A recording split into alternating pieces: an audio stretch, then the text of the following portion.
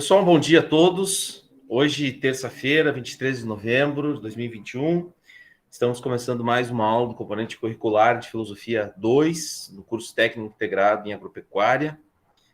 Queria cumprimentar aqui aos que estão nesse momento conosco, ao André, Daniele, Carlos, Manuela, Mariana, Sofia, Pedro, Carla, Anderson, Amanda, Caroline e Maria Lúcia. Em nome de vocês, eu cumprimento todos os membros da turma. Espero que todos estejam bem, que possamos ter uma boa aula agora pela manhã. Antes da gente começar propriamente com os conteúdos do encontro de hoje, alguém tem alguma pergunta, alguma dúvida, algo que gostaria de saber ainda referente ao componente de Filosofia 2, pessoal? Eu estava dando uma olhada, enquanto vocês pensam aí, na tarefa da primeira semana, que é uma atividade avaliativa já. Ela já encerrou o prazo de entrega e eu vi que tem gente que não enviou ainda. Eu gostaria de saber se aconteceu alguma coisa, se estão com alguma dúvida, se precisam de um suporte, de ajuda. Ainda tem... o prazo já encerrou na semana passada ainda, né? E foram enviados só 15 atividades. Né? Não sei se vocês precisam de alguma ajuda, se precisam de um tempo a mais, né? O que eu posso fazer para vocês agora nesse momento? Aí não sei se vocês têm alguma outra dúvida, alguma outra questão relacionada ao componente de Filosofia 2. Sim, Manuela, né? Se vocês precisarem mais tempo, né? Eu posso reabrir, né? Eu preciso começar a me organizar mais aí porque senão eu preciso também dar retornos dessas atividades, né? Porque agora a gente vai estar finalizando já, né?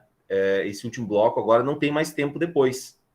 Eu posso deixar mais um prazo aí essa semana ainda, pessoal, até sexta-feira, hoje é terça, até sexta-feira, dia 26, para vocês realizarem essa atividade, né? Queria agradecer os que enviaram dentro do prazo, né? E para quem não fez ainda, eu posso reabrir até sexta-feira agora, pessoal, ou até sábado, dia 27, né? Que daí pega já um dia do final de semana de vocês também, né? Vocês não vão ter aula a princípio, para vocês completarem. Pode ser? Foi a Manuela que perguntou, né? A Manu, isso. Sim, na verdade, assim, ó, eu não vou receber atividades fora do Moodle, tá? O que a gente precisa fazer, eu vou disponibilizar sempre, eu prefiro abrir mais um tempo no Moodle para poder receber essas atividades, para vocês não enviarem por outras formas, por outros canais, né? Por e-mail, WhatsApp, coisa do tipo.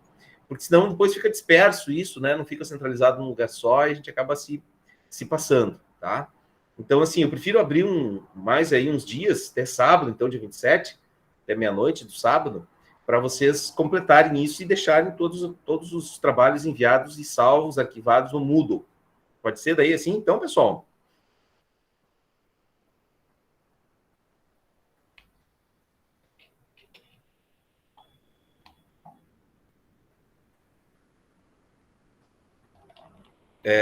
Todos conseguiram, né? Eu vi que eu estava conferindo agora, todos estão inscritos no Moodle já, né?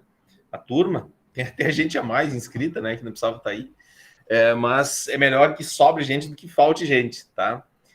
Porque agora esse último bloco, assim, não vai ter repescagem, como se diz, né?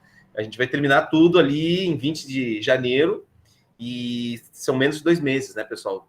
Falando friamente, são 8 semanas. O tempo vai passar muito rápido agora. A gente vai ter aquela semana de recesso entre o Natal e o Ano Novo, né, que vai abreviar um pouco, né, o nosso prazo. Então, a gente não pode protelar muito isso, tá? Mas eu posso abrir agora, então, até dia 27, sábado, 23h59. Deixa eu já configurar isso, que daí fica tudo ok. Deixa eu ativar a edição aqui. É importante, né, pessoal, que vocês, então, agora aproveitem mesmo essa oportunidade, comuniquem os colegas, quem não, ainda não fez, deem uma conferida se as atividades estão em dia, tá? Para que daí também a gente possa ir já deixando pelo menos tudo preenchido, né? A gente sabe que vai ter uma correria no final, mas então o que a gente puder antecipar agora vai ser melhor. Sábado é 27. Nossa, 27 de novembro, pessoal. Estamos a um mês do Natal, pessoal. Um mesinho do Natal. Pode ser, pessoal, esse prazo do dia 27? Alguém tem alguma objeção? E aí acabou. Vamos estabelecer assim, ó. Eu posso ir deixando um prazo, talvez estendendo até um pouco mais, mas daí passou esse dia, a gente não reabre mais. Pode ser? Alguém tem alguma dúvida, pessoal? Ainda sobre isso? Hoje eu vou liberar mais uma atividade. E aí vocês também vão ter o prazo aí de uma semana para fazer. E vamos tentar assim não acumular atividades, porque senão depois pode ficar mais complicado. Tá? Ok. Então vamos propriamente com a aula de hoje. Alguma outra dúvida, alguma outra pergunta, pessoal? Os demais, tudo tranquilo?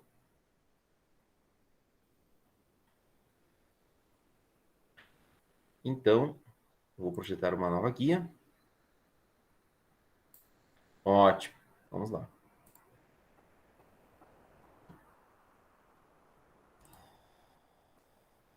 Vocês já devem estar vendo aí a minha tela. Muito bem. Então, pessoal, o tema da aula de hoje é o estoicismo. O estoicismo é uma corrente filosófica que surgiu lá na Grécia Antiga e ela faz parte do rol das primeiras escolas filosóficas do período helenista. Então, esse período helenista, tentando deixar claro isso, né, pessoal, é um período posterior à filosofia clássica antiga. Nós ainda estamos falando do período da antiguidade, né? E da cultura ocidental. É importante a gente, assim, ó, há muitas críticas sobre essa divisão do tempo em períodos históricos. Mas ela vale lembrar que a gente está falando aqui, não estamos falando de uma cultura ser mais importante do que a outra. A gente está falando das origens do nosso passado, tá? O fato é que nós temos uma descendência nessa, em termos culturais, né, no Ocidente, que vem dessa nossa história, né? E aqui a gente não quer, isso não é uma verdade absoluta, tá, pessoal? Essa divisão dos tempos. É importante que vocês tenham noção que essa é apenas uma divisão didática, né? Para vocês terem um primeiro acesso a essa trajetória da cultura ocidental, tá? Então, não quero estabelecer aqui como verdade última, absoluta, definitiva. Mas o que eu quero mostrar para vocês é a nossa trajetória, são os nossos antepassados culturais. É isso que eu estou preocupado nesse momento. E um dos nossos antepassados culturais, diga-se de passagem, bem interessantes e importantes, né, na história do Ocidente, é o estoicismo, né? Porque o estoicismo também foi muito importante, pessoal, para o desenvolvimento, vocês vão ver logo mais da sequência sobre isso também, porque ele surge na Grécia Antiga, mas o seu apogeu, podemos dizer assim, ele se dá em Roma, já no período do Império Romano, e o estoicismo também vai ser muito importante, alguns aspectos da sua prática, como se diz, a prática ética dos estoicos, vai ser muito importante para a entrada do cristianismo na cultura ocidental, né? Que começou como uma seita perseguida e que depois se transformou na própria religião oficial do Império Romano. E que hoje, né, por exemplo, o Brasil, durante muito tempo, tinha como religião oficial o cristianismo, o catolicismo de modo especial, né? A própria palavra católico, né? A palavra católico vem da palavra cidadão do mundo, que tem a ver com o cidadão do mundo era o cidadão romano, né? Desse contexto aqui, onde o estoicismo, no primeiro momento, ele se fortaleceu como quase, vamos dizer assim, a religião do Império Romano. Tá? Mas a gente vai ver na aula de hoje alguns aspectos históricos, né? Principalmente da sua origem, do próprio termo estoicismo, e também de alguns aspectos do pensamento de um filósofo estoico, né? Que vai ser o Sêneca, que a gente vai analisar na aula de hoje. Bom, então, como eu falava para vocês, o estoicismo ele tem duas grandes fases. A primeira delas, mais ligada às suas origens, lá com Zenão de Cítio, né, no século IV a.C., e depois com o novo estoicismo, já no Império Romano, período dos imperadores. Então, aqui nós temos uma estoá, que é da onde que vem a palavra estoicismo, né? São esses pórticos aqui. Vocês estão vendo aí minha tela, pessoal? E depois vai ter uma imagem, eu vou detalhar um pouco mais sobre isso. Os estoicos eram pessoas que eles não viviam na polis ateniense, né? Até porque a polis entra em decadência, né? Como a gente viu na aula da semana passada. né, aquela cultura política, né, da realização do homem na vida pública dos gregos, ela entra em decadência em função da ascensão do Império de Alexandre, né, e aí surgem, então, várias escolas filosóficas, né, e essas escolas filosóficas, elas, uma delas, então, foi o estoicismo. Os epicuristas faziam filosofia nos jardins, né, principalmente no jardim de Epicuro, né, que era o inventor, vamos dizer assim, né, dessa tradição epicurista. Os estoicos, eles faziam filosofia nesses pórticos aqui, ó, né? Então, o que era uma estoá? Uma estoá, pessoal, era tipo uma galeria de arte, um lugar onde se reunia obras, esculturas, textos de filósofos, textos literários, poesias, e as pessoas iam lá e frequentavam a estoá, né? Como se fosse, assim, era uma galeria de arte. E nos pórticos da estoá viviam os estoicos, que eram esses filósofos, o Zenão de Cítio, principalmente, né? Eles viviam na entrada desses lugares conversando com as pessoas, né? Eles se apresentavam como quase os mestres, né, para falar daquilo que estava dentro, né, dessas estoás. E aí as pessoas debatiam, né, conversavam com eles. Então, por isso que vem daí a palavra estoico, né? E aqui eu tenho uma imagem, né, pessoal? São esculturas, né? De um filósofo, né? Provavelmente que deve ser o Sêneca, que ele foi preceptor de Nero, imperador romano. Os imperadores romanos, eles foram muito... Tem uma trajetória, principalmente esse período ali depois do final do século I, o período do Império, né? O século I, principalmente, século I, início do século II, que foi o período do Império Romano, né? O período assim, teve assim Roma teve a monarquia, a república e o império, né? Teve as três, vamos dizer assim, esses três modelos, assim, né? E era um período de muita decadência moral, né? Muita corrupção. Você sabe que existia corrupção na antiguidade também, né? Ela não é uma coisa nova, né? Nós nunca vivemos no Brasil com um país tão corrupto, né? Com certos governos, né? Sim, podemos criticar a corrupção, né, em certo sentido, mas a corrupção que se dava nessa época aqui, né, no século I, século II, depois de Cristo, a corrupção era tamanha, uma corrupção moral era tamanha, que os políticos eles chegavam a matar os seus adversários, né? Hoje os nossos políticos, o máximo que eles fazem é inventar mentiras sobre os outros, né? Mas até agora, pelo menos aqui no Brasil, né, assim, tentativa, vejam, até aconteceu isso no Brasil, né? O atual presidente sofreu um atentado, né? Mas, assim, nesse período dos romanos, dos políticos, né, dos imperadores romanos, dos senadores, no período da República, né, eles tramavam mortes, né, assim, planejavam, né, o assassinato das pessoas e efetivavam isso, né, com sucesso, vamos dizer assim, né? Então, essa decadência moral é um terreno fértil, né, da ascensão do estoicismo como uma prática filosófica ligada a esses temas morais. Bom, mas eu vou falar mais sobre isso depois. Então, aqui, um pouco, né, aquilo que eu já falava para vocês, esse é o estuário de Atena Líndia, na cidade de Lindos, na ilha de Rhodes, na Grécia, né? Essas são as ruínas, né? Esse templo está lá ainda até hoje, né? Ele foi construído por volta de 300 anos antes de Cristo, né? Então, para vocês terem uma ideia, né?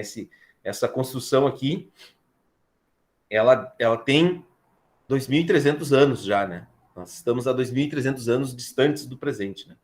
Então, aqui alguns aspectos das origens do estoicismo entre os gregos. Então, a escola estoica foi fundada em Atenas, né, por Zenão de Cítio, que era um pensador de origem fenícia e que se fixou em Atenas. Atenas era, vamos dizer assim, a Nova York de hoje, né? A Dubai da época. Era o lugar onde as principais construções arquitetônicas, centros comerciais, centro cultural, político, econômico, marítimo, né, era a grande cidade da época. E aí, então, como eu falava antes, né, o termo estoicismo deriva da prática dos seus filósofos debaterem nos pórticos da cidade. Então, eles ficavam nesses lugares, né, esses lugares onde havia elementos de cultura para ser analisado, para serem refletido, e eles ficavam, então, ali conversando com as pessoas, quem quisesse conversar com eles, obviamente, tá? Os temas centrais da filosofia estoica, pessoal, eu fiz uma lista aí. Há muitos outros, né? Mas eu destacaria esses aí, né? O primeiro deles, né? Os estoicos acreditavam que existe uma ordem natural nas coisas. e que não adianta a gente querer lutar contra ela. Não adianta a gente querer lutar contra a morte. Um dia ela chegará. Existe um lugar, não é uma pré-determinação, mas existe um lugar, existe algo que está aí que nós não podemos ir contra o que está aí. Principalmente aquilo que está fora de nós. Né? Eu não posso, por exemplo, ir contra o calor. Ontem aqui em Passo Fundo, né? Passo Fundo é uma cidade que no norte aqui do estado, ela não é tão quente como aí o Vale do Paranhana, onde estão as cidades de vocês, né? Mas ela é uma cidade também que, né, que quando faz calor, faz muito calor. Então, ontem aqui, à tarde, estava 33 graus. Eu vi ontem colegas que moram aí em Rolante, aí na região, né, onde o campus está, e ontem um colega, o professor Daniel, de Química, postou, né, que chegou a 40 graus em Rolante. E aí ele disse que essa é a temperatura do inverno na Bahia, né? Vocês sabem que ele é baiano, se vocês conhecem o professor Daniel de Química, acho que vocês estão tendo aula com ele, né? E ele estava dizendo que ontem bateu a temperatura, Rolante 40 graus, bateu a temperatura do inverno na Bahia. Né? Bom, então não tem como a gente ir contra o clima, por exemplo. Não tem como a gente querer ir contra isso. Tem como a gente pensar formas de como eu vou viver, né? Como que eu vou experimentar, como que eu vou me relacionar com aquilo que não tem como eu ir contra. Né? Não tem como eu assim, querer não sentir esse calor. Tá? Eu posso, enfim, né? Tem pessoas que daí, certamente pensando nisso, inventaram um ar-condicionado, né? A sombra, né? Eu posso procurar uma sombra, posso, né, não tentar formas de evitar, assim, para mim viver melhor, para mim viver com mais tranquilidade. Tá? E aí que vem, né, o segundo tema. Os estoicos, todos eles, né, tratam muito dessa questão da serenidade, da simplicidade da vida, com certo rigor moral. Porque a forma como a gente enfrenta as coisas da vida, né, a necessidade da morte, né, a evidência de que não tem como a gente ir contra o mundo externo, como que a gente vai enfrentar isso? Com serenidade. Tem um livro do Sêneca, que é um desses filósofos, que ele chama assim da tranquilidade da alma, né? Que são cartas que ele escreve aos seus discípulos, né, o Sêneca, e nessas cartas, então, ele fala assim como que nós deveríamos alimentar essa certa tranquilidade, nós deveríamos aprender a viver de forma serena, de forma tranquila. É óbvio que eu vou sentir raiva, ira, ódio, mas como é que eu vou... Todos nós temos as nossas paixões, né, os nossos vícios. Não tem como a gente ir contra eles, mas tem como eu aprender exercitando, né, como uma prática de si, depois eu vou falar mais sobre isso, né? Eu tenho como eu, com exercícios, aprender a lidar melhor com aquilo que eu não posso ir contra, né? E isso exige rigor moral, né? Eu preciso me controlar, eu preciso aprender a lidar com as minhas paixões, com a minha ira, com o meu ódio, com a minha raiva, né? Tudo isso eu posso trabalhar com uma certa serenidade, enfrentar isso de forma serena, né? Com autonomia, né? A palavra autonomia, ela é formada de duas palavrinhas, né? Também de origem grega, autos e nomos, que quer dizer normas para si. Uma pessoa capaz de dar normas para si, uma pessoa que consegue viver melhor, né? Ela não precisa de alguém. Depois vai ter um exercício que vocês vão ter que fazer, uma tarefa da aula de hoje, que vai falar um pouco sobre isso, né? Tem pessoas que levam a vida conforme os outros, levam a vida conforme o que está assim sendo determinado pelos outros, né? E isso não é uma vida autônoma, né? Uma vida autônoma é quando eu assumo as rédeas da condução da minha vida. Né? Esse tema da correção moral, da correção dos indivíduos, ele se transformou muito mais presente, ele se fez muito mais presente nesse contexto, tanto na Grécia, que era um contexto de decadência também, da polis grega, como depois na Roma, com um período de decadência política, né? Muita corrupção, muita decadência moral. Esse assunto ele predominou em oposição aos assuntos de natureza metafísica, né? Sobre a origem do ser, sobre a natureza das coisas, né? Esse tema da correção moral, né, do rigor moral, ele se fez mais presente do que os assuntos metafísicos, né? Toda a filosofia estoica, ela é muito mais voltada para questões morais e não sobre questões metafísicas, né? Sobre qual que é a realidade, qual é a natureza das coisas. Essa não é uma temática estoica, é uma temática metafísica. E os estoicos se preocupavam muito com as questões éticas, com as questões morais que estão por trás da constituição do sujeito. Né? Tá? Até aqui, pessoal, tranquilo? Então, esse é o estoicismo grego, né? Um pouco das suas origens, né? Com Zenão de Sítio, e dos temas centrais que foram lançados aí lá entre os estoicos. Pessoal, até aqui, tudo bem? Alguma pergunta, algum comentário? Tudo bem, senhor, pode seguir. Ótimo. Então, vamos para o segundo ponto. O segundo ponto é sobre o estoicismo romano, ou também o novo estoicismo. Vocês veem que já se passaram 300 anos lá do Zenão, né? Nós estamos falando já aqui, ó, o Império de Alexandre entra em decadência, o Império Romano se transforma na maior potência político-militar da época, nós já vamos ter aqui a filosofia, uma posição muito mais, vamos dizer assim, inferior entre os gregos do que era, por exemplo, no período de Platão, ou de Aristóteles, ou de Sócrates, né, ou dos pré-socráticos, e nós vamos ter um certo deslocamento, então, né, desse modelo filosófico dos gregos para os romanos, né, para a Roma antiga. E aqui nós estamos vendo uma pintura do século XVII, né, portanto, uma pintura já do período pós-Renascimento, já com as técnicas de pintura do Renascimento, né, é uma pintura, portanto, já 1.500, 1.600 anos. Desculpe, pessoal, 1.600 anos posterior, né, ao ocorrido, portanto, é uma pintura já recheada de elementos simbólicos diferentes do que foi na época, né, mas ela retrata a figura de Sêneca, né, mais precisamente da morte de Sêneca. Né. O Sêneca, então, ele foi o mais importante filósofo desse período, né, do período estoico-romano, né, junto com Epícteto e Marco Aurélio. Essa sequência, né, do Sêneca, do Epícteto e do Marco Aurélio, vocês podem ver que eles são mais ou menos morre um, nasce o outro, né? Ali o Epícteto nasce um pouco antes da morte do Sêneca e o Marco Aurélio nasce um pouco antes também, né, da morte do Epícteto, né? Esses são os três principais filósofos estoicos romanos. Nós não vamos entrar aqui, né, na análise de cada um deles, eu quero me concentrar no Sêneca, né? Lúcio Annius Sêneca. Ele nasceu, então, no ano 4 a.C. e morreu em 65 depois de Cristo, mais ou menos na mesma época que viveu Jesus. Né? Ele era advogado, escritor, preceptor, orador e filósofo. Né? Então, era alguém que teve uma importância muito grande na formação do imperador Nero, imperador romano Nero. Né?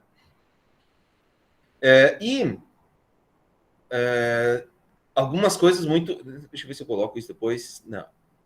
Algumas coisas assim, muito doidas da vida do Sêneca, né? O Sêneca, então, ele foi preceptor do Nero. Vocês sabem o que era um preceptor? O preceptor era uma espécie de professor particular. Era alguém que uma família contratava para educar as crianças. Né? Era isso que o Sêneca fazia, né? Na maior parte do seu tempo. Além de ter, obviamente, a formação, né, do direito, né, de ser escritor, né, e saber falar bem em público. Isso fazia um bom orador. Tá? E aí, o Sêneca foi contratado pela família do Nero. O pai do Nero, eu não lembro agora como é que era o nome dele, morre, né? Era no período do Império Romano. O imperador, a sua sucessão ela é hereditária, né? Então é o seu filho que vai assumir. E o Nero, na sua juventude, ele foi muito, assim, muito feliz, muito educado, aprendeu muito com o Sêneca. E aí, vocês já devem ter ouvido falar do Nero, né? Alguém aí, pessoal, o que o Nero fez? Alguma coisa que ficou muito conhecida, né, na história. Ok, Sofia. Obrigado. Boa semana para você também. Depois eu registro a sua presença, tá? Eu tenho certeza que vocês já ouviram falar, né? O que o Nero fez aí na sua mais maturidade, aí na velhice em Roma? Vamos ver se vocês estão ligados aí, se vocês sabem um pouco de história antiga, história romana. Ele botou fogo em Roma. Exatamente. O Nero botou fogo em Roma, né? Na cidade de Roma, especificamente, né? Eu não tenho muitos detalhes dessa passagem, né? Mas na verdade, assim, ó, a gente fica sabendo, né? Meio por anedota, né? Que o Nero botou fogo em Roma, né? A gente fica assim, é uma coisa impactante, né? Mas, na verdade, pessoal, o que estava por trás dessa atitude do Nero era o seguinte, era aquilo que o Sêneca procurava ensinar para os seus aprendizes, né? O Nero, até os seus 18, 19 anos, ele foi educado pelo Sêneca, e o Sêneca sempre dizia, a minha última lição é que você tem que aprender a conduzir a sua própria vida. Essa é a grande lição do estoicismo. No fundo, a gente precisa aprender a fazer exercícios sobre nós mesmos, sobre como nos controlar e como ter uma vida tranquila, uma vida que ela é breve, mas uma vida tranquila, uma vida serena, uma vida de autonomia, de normas para nós mesmos. E aí o Nero começou assim, enquanto o Sêneca estava próximo dele, e enquanto a mãe do Nero acompanhava ele era uma pessoa que conseguia controlar a sua ira, os seus devaneios, né? Ele sempre teve isso, né? Mas como ele vivia sob a formação do Sêneca, o Sêneca, de certa forma, conseguia, a partir das suas lições, fazer com que o Nero se controlasse. Só que chegou um momento que o Sêneca disse, Nero, o negócio é o seguinte, cara, agora você precisa conduzir a tua vida por conta própria. Lá pelos seus, a idade de vocês, aí, 17, 16, 17, 18 anos, você vai aprender a viver a tua vida por conta própria. E aí o Nero começa, então ele assume como imperador, ele assumiu como imperador muito jovem, vocês podem pesquisar na internet, vocês vão encontrar isso. Ele assume como imperador muito jovem, e aí no começo as coisas andavam muito bem, porque ele tinha as lições do Sêneca, vamos dizer assim, né, muito presentes. E aí ele conduziu tranquilamente, né, a sua vida. Só que chegou um momento assim que o Sêneca, o Sêneca começou a dizer, agora você vai ter que conduzir a vida por conta própria. Ninguém mais vai te orientar. A tua mãe não vai mais te orientar. Crianças mimadas, né, que as mamães ficam dizendo o que é para fazer, se tornam adultos violentos, autoritários, totalitários, né? Todas as pessoas que vocês... Todas não vamos generalizar, mas grande parte, isso não sou eu que estou dizendo, são estudos empíricos que mostram. Talvez um dos estudos mais famosos nessa área são os estudos com os trabalhadores, né, norte-americanos aí dos anos 50, dos anos 60, né? Estudos que procuravam mostrar como que, mesmo em sociedades democráticas, como, por exemplo, os dos norte-americanos, né, pessoas comuns, trabalhadores, eles poderiam aderir facilmente ao fascismo, né? Só tendo condições propícias para isso, tá? E eles se transformaram, geralmente, pessoas autoritárias, né? Uma pessoa potencialmente fascista é uma pessoa autoritária, que geralmente foi uma criança mimada. Papai e mamãe faziam tudo, se não papai e mamãe, vovô, a vovó, o tio, enfim, os padrinhos, né? Crianças muito mimadas tendem a se transformar em adultos autoritários. Foi isso que aconteceu com o Nero. E aí o Nero se transformou num ser totalmente autoritário. Quando ele teve que conduzir a sua vida por conta própria, ele começou a praticar absurdos. E o Sêneca começou a dizer, olha, Nero, você está indo pelo caminho errado. Não é bem por aí. As coisas não são assim. E você precisa conduzir melhor.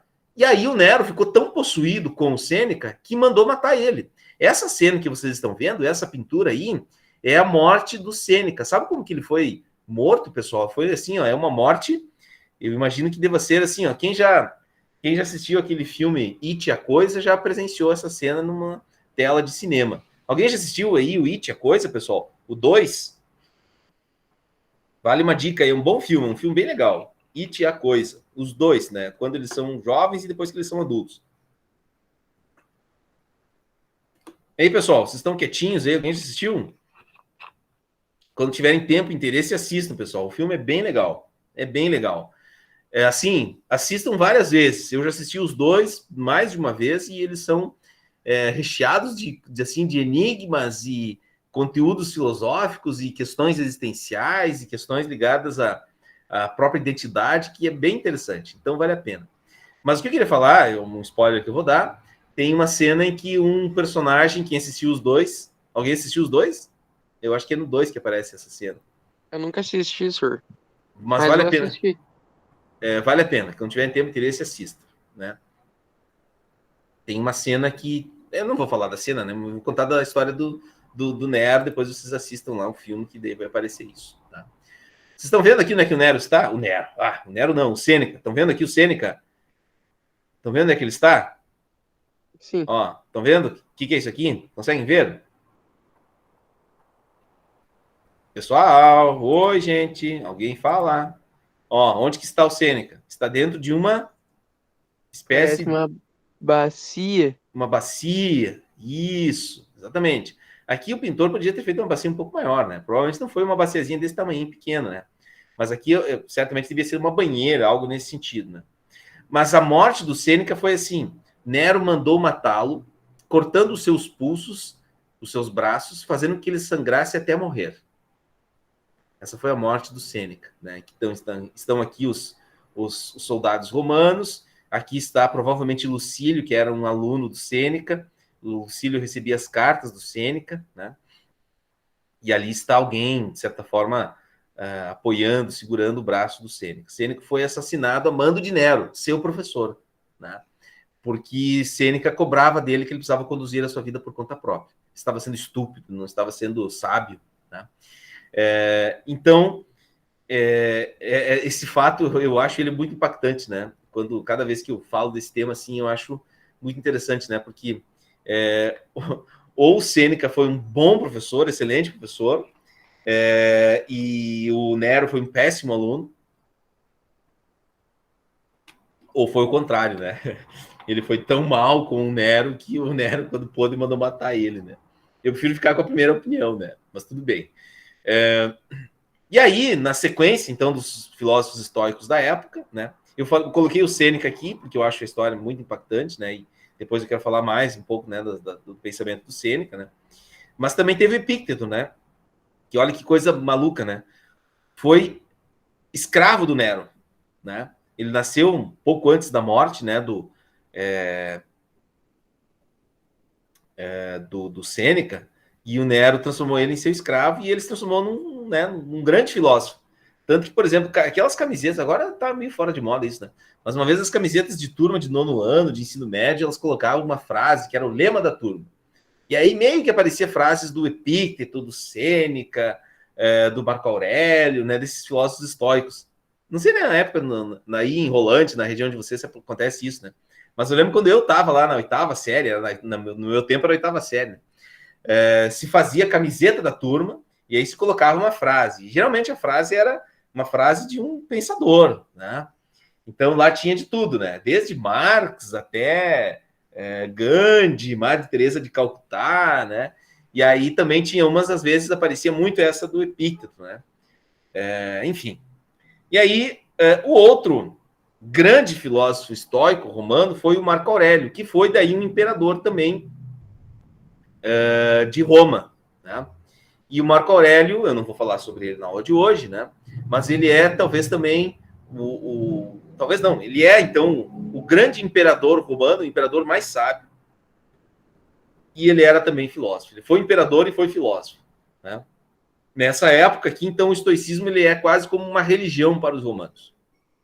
Os romanos eles não tinham, eles tinham a crença nos deuses, né? Eles eram politeístas, né? E aí, principalmente em função do Marco Aurélio, né? O estoicismo se transforma quase numa religião para os romanos. Tá? Bom, até aqui, pessoal, algum comentário, alguma pergunta, algo que vocês gostariam de falar?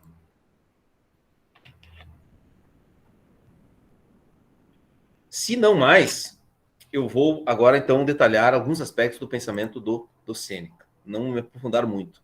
Mas, de forma geral, eu vou... tem muitos outros aspectos do pensamento do Sêneca, mas eu quero tratar de um tema em especial, né? Que é o tema da amizade e da estultícia e da sapientia. São 3 temas, né? Mas eu quero começar por esse tema da amizade. O Sêneca escreve boa parte das suas obras por meio de cartas.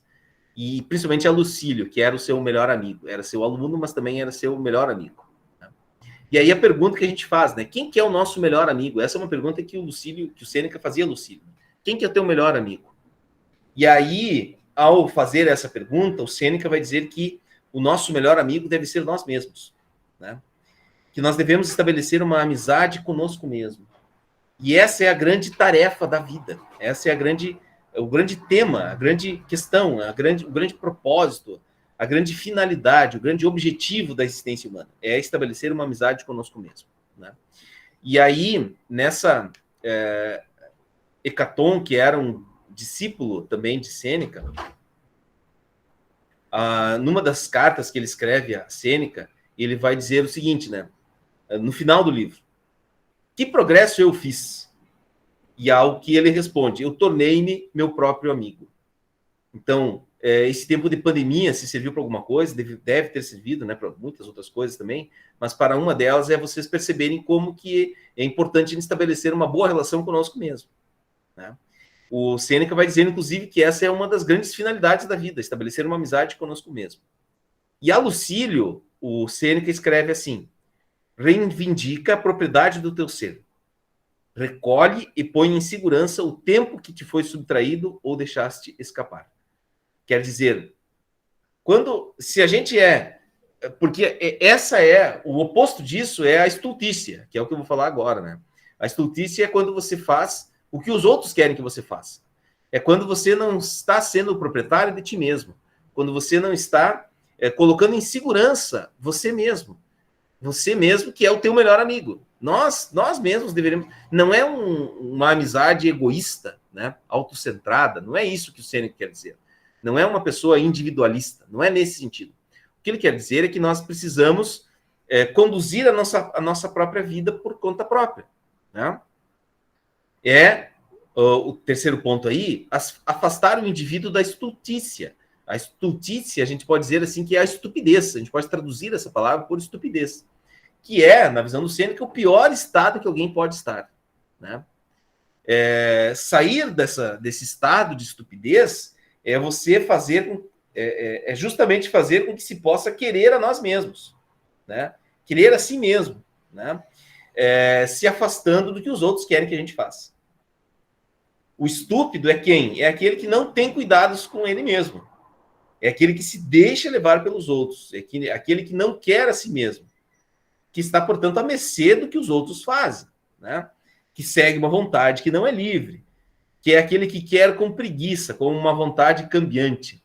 Eu tinha um tio meu, que eu não vou usar a frase que ele usava, mas ele usava um ditado. Eu vou usar uma outra... Eu já escutei esse ditado numa versão um pouco mais permitida para todos, né? Existem pessoas que são como folhas secas que caem sobre um lago. O lado que o vento sopra, a folha vai seguir, né? Meu tio usava uma outra metáfora, né? Mas eu não vou falar aqui agora em função do horário, vocês são menores, eu não vou falar isso, tá? Mas a ideia é a seguinte: quando uma folha cai em cima de um lago, ela é uma folha que segue uma vontade cambiante, uma vontade que não é mais própria, que ela segue aquilo que os outros estão fazendo, está à mercê dos ventos dos outros, né? Esse é o estúpido, é uma pessoa que não se guia por conta própria, né? Só que guiar-se por conta própria não é como guiar-se como o Nero se guiava, né? Porque o Nero não estava agindo com sabedoria, mas ele estava agindo deixando a sua ira, o seu ódio, né, o guiar. O que o Sêneca quer dizer é que a gente precisa conduzir a nossa própria vida por conta da melhor maneira possível, né? Com uma certa firmeza moral sobre si mesmo, né? Essa firmeza moral, ela não é natural. A gente precisa fazer exercícios sobre nós mesmos. Essa é uma sacada muito inteligente do Sêneca, né? Ao invés de vocês ficarem fazendo exercícios pedindo que os outros façam, vocês devem fazer exercícios sobre vocês mesmos, né? É aquilo que você faz para estabelecer uma relação de posse contigo mesmo, né? E como que eu estou de posse de mim mesmo? Quando eu estou cultivando a sapientia, que é a sabedoria, né? É uma relação de domínio sobre nós mesmos, né? O Sêneca vai dizer que a vida, na verdade, ela deve ser levada como uma arte, né? E a grande sacada da filosofia é que o filósofo, ele é o pedagogo do gênero humano. É aquele que nos ensina a viver de forma mais humanizada, né? Mas a gente não aprende isso sozinho também, né? A gente precisa da presença de alguém. A gente precisa de alguém que nos conduza num primeiro momento. Assim como Sêneca conduziu Nero como seu preceptor, dando as suas lições, né? Vai chegar um momento que você vai precisar aprender a fazer isso por conta própria. mas você precisa, no primeiro momento, essa ajuda, esse apoio, esse ensinamento, aprender a fazer esse exercício, aprender a fazer esse domínio, esse controle sobre si mesmo, né? Eu não vou falar aqui do que o Foucault... Bom, antes ainda de terminar, deixa eu falar um pouquinho dessa releitura que vai se fazer do Sêneca. Eu teria mais coisas para falar agora, mas eu não vou me aprofundar muito nisso. No século XX, um filósofo francês chamado Michel Foucault escreve um livro chamado Hermenêutica do Sujeito. Nesse livro, ele faz uma releitura de todas essas cartas do Sêneca a Lucílio. E nessas cartas a Lucílio do Sêneca, o Foucault ele vai fazer uma reinterpretação disso, né, aos olhos, vamos dizer assim, do século XX. Eu selecionei 2 textos que estão disponíveis no Moodle para vocês. Eu abri ontem a semana para vocês, né? Já estão lá os textos no Moodle, e eu vou querer projetar esse texto para vocês. Tá? Nesse texto, o Foucault, e aí eu vou encerrar a aula agora já falando sobre isso, o Foucault ele vai explicar o que é, em mais detalhes, o que é a estultícia e a sapiência. Em linhas gerais, é o seguinte: a estultícia é você se deixar levar pelos outros. A sapiência é você conduzir a tua vida por conta própria. Professor, mas quando que eu atinjo a sapiência? Quando que eu atinjo a sabedoria? O Sêneca vai dizer que a gente atinge a sabedoria na velhice. Na velhice. Quando a gente fica velho. Mas não ficar um velho doente, no sentido que muitas vezes a velhice ela é apresentada para nós. Mas a velhice no sentido da sabedoria que um velho pode ter. Né? Nós, de certa forma, se banalizou a morte no Brasil, principalmente da pandemia. Mas eram pessoas velhas. Mas daí o velho pode morrer porque é velho, né? O Sêneca ia dizer assim que o momento em que a pessoa está mais sábia na sua vida é o momento da velhice. Tem uma frase dele, nesse livro da Tranquilidade da Alma, que ele diz assim: a grande lição da juventude é a gente se apressar em envelhecer. Mas não se apressar em envelhecer no sentido de ficar um velho doente, né? Mas no sentido de você cuidar do seu corpo para quando a velhice chegar. Cuidar da sua mente para quando a velhice chegar. Para que você seja sábio no momento em que você, por exemplo, não puder mais caminhar como você caminha quando tem 16 anos. Para não falar outra coisa, tá, pessoal? Para quando você chegar na velhice, aquelas coisas que você não pode mais fazer com o teu corpo, você possa fazê-la com a tua mente, com a sabedoria que você adquiriu na tua vida. Tá? Então, quanto antes você antecipar essa sabedoria da velhice, melhor. A vida é envelhecer cedo. Envelhecer cedo no sentido da sabedoria que você vai ter lá na velhice. Né? É por isso que a filosofia é uma arte de viver. E quem pode nos ajudar a viver melhor é, portanto, um filósofo.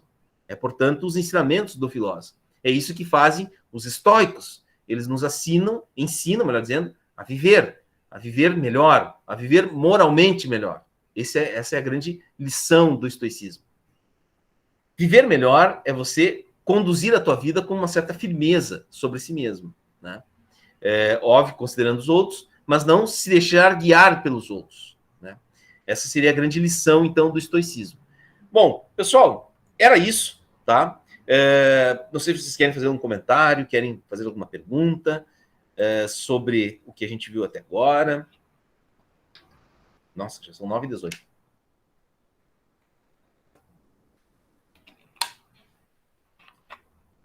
Para mim ficou bem claro, senhor. A aula foi bem boa.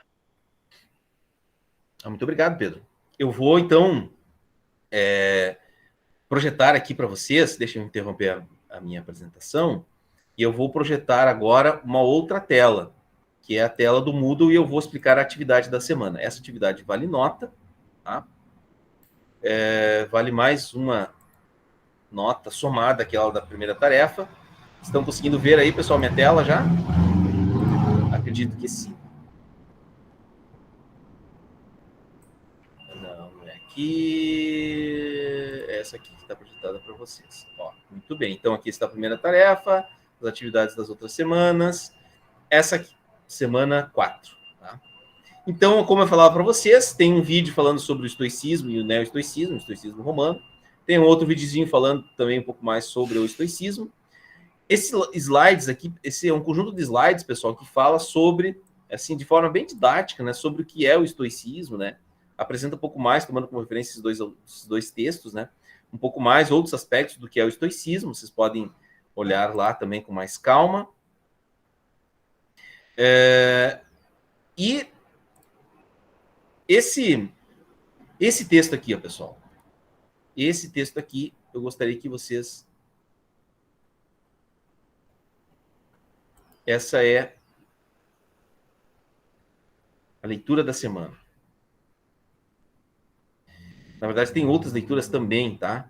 Mas essa que vocês estão visualizando aí é uma aula do Foucault, tá? Nesse livro, Hermenêutica do Sujeito. Interessante porque é uma aula, assim, como que se dava aula, né? O Foucault, então, um filósofo que deu aula numa universidade da França, chamado Collège de France, e ele, as suas aulas, elas eram escritas. Ele escrevia toda a sua aula e disponibilizava essa aula para os alunos, tá? Então, essa é uma aula de 27 de janeiro de 1982, tá? Nesse texto aqui, tem... Onde que está? Eu acho que é a partir da página 160...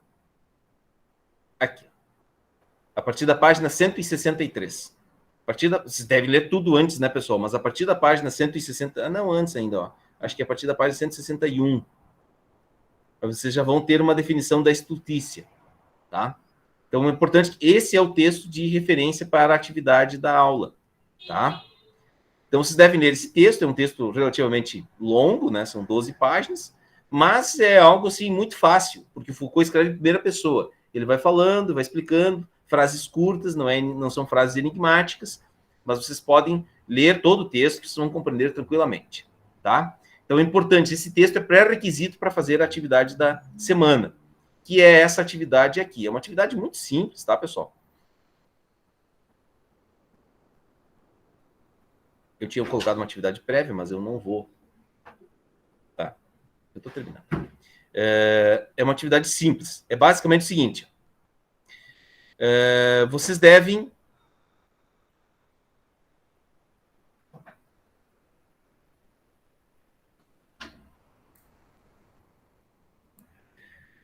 fazer o seguinte. Ao estudar o estoicismo, aprendemos alguns aspectos do pensamento da tradição estoica. Um dos aspectos é a compreensão da sapiência em oposição à estultícia. Elabore um breve texto com a definição de cada um desses conceitos.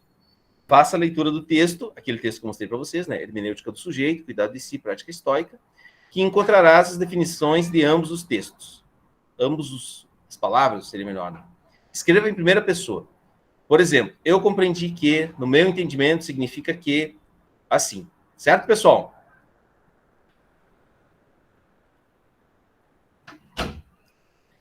Entendido, pessoal? Entendido. Agora deixa eu interromper esse compartilhamento. Essa atividade, então, está lá disponível para vocês. Vocês têm o prazo dessa semana ainda para responder, né? Qualquer coisa, vocês podem entrar em contato comigo. Se precisarem de mais alguma ajuda, eu estou disponível, né? Vocês podem me mandar e-mail, ou, enfim, se precisarem de algo mais urgente, pode entrar em contato aí com a representante da turma, que a gente resolve a situação. Tá bom? Alguma pergunta, pessoal? Se não mais, eu vou interromper a gravação.